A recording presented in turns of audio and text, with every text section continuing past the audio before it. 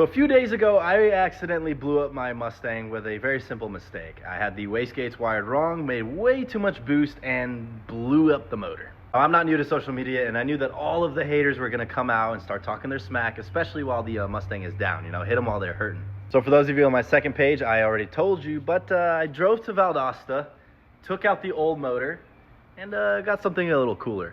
Now I'll go into the specs and all in a different video, but as you can tell, we are not blowing this one up. It was quite expensive, and it is almost 100% buttoned up and put back in the car.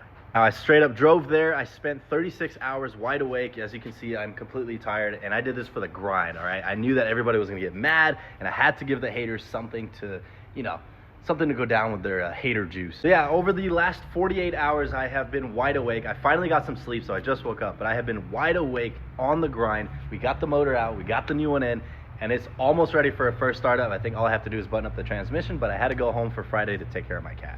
Yeah, even though I blew up my motor, I'm not gonna stop. I know this is my third one. I'm learning, I'm making all of the mistakes. I'm honestly tired of making mistakes, so I'm doing things the right way. And now we have a super beefy engine. We have a super beefy trans. We have pretty much this entire car built.